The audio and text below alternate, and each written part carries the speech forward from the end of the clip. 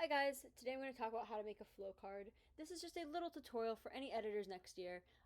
In case you guys forget how to make a flow card, or if it's the beginning of the year and you're like, oh wait, what do I do? How do I do the thing that they did last year? And you don't want to ask someone for help, or you don't have anyone to ask for help for whatever reason, I just thought this would be a very useful thing to include in a video. Or maybe it's a summer and you're just like trying to get prepared because you're smart and you think ahead. I don't know. Anyway, this is how to make a flow card. Obviously, this is Flow. If you're an editor, you better know that we use Flow. If not, I don't know what you're doing. To make a card, hit the plus sign right up here and hit create story. The rest, don't worry about. Okay, so this is what it's going to look like. Every story has to have a visual. So you'll want writing and then you want like a photo or a graphic. I'm just going to make a graphic.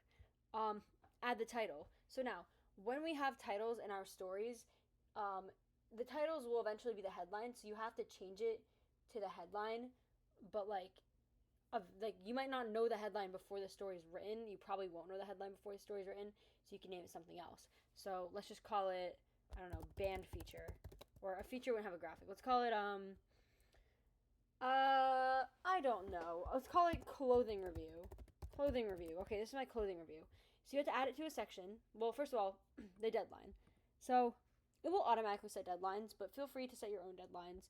Just keep in mind, like, are you giving this to a freshman, a new staffer, someone who's never written a story, someone who's written 1,000 stories before? Like, who's this going to? How much time are they going to need? Type of thing. Like, you want to set the expectations so they're realistic, so that they can actually meet them. If not, they're just going to miss every deadline and then think it's okay to miss every deadline, which it's not. So you want to make it realistic, but then also you have to think about what type of story it is. If it's a news story or a sports story, that should be like no more than like 3 days max.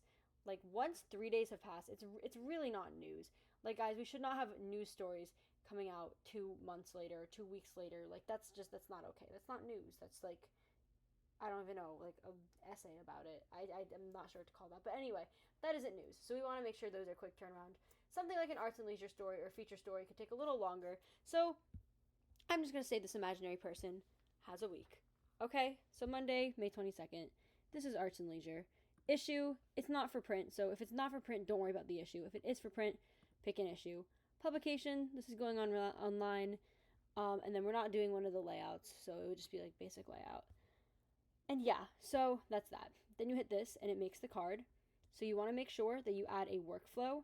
So arts and leisure writing. This is the workflow that it's going to go to. This is the actual like who it's going to get submitted to.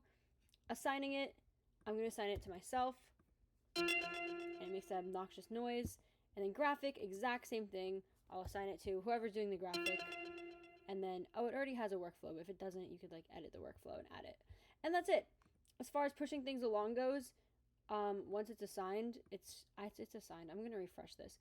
Sometimes Flow is a little bit buggy and you assign something and it doesn't say that it's assigned for some reason. In which case, just refresh and find the card again. And now look at that, it's assigned. So you submit. Always check the box. Always check the box. This is the editor's responsibility to check this box after it is submitted. Because if not, it shows up that we missed the deadlines, and then you get a text from Falkowski saying, guys, why do we have 89 missed deadlines? And you're like, I don't know, because I think most of those things have been done. It's because you're not checking boxes. You have to check boxes. Also, you could change these dates if you want to. Like maybe I would want the graphic. Usually graphics, I try to have them do like 2 days before the story in case it's done earlier. I'm muting my computer. But yeah, so like, anyway, you want to have them done earlier.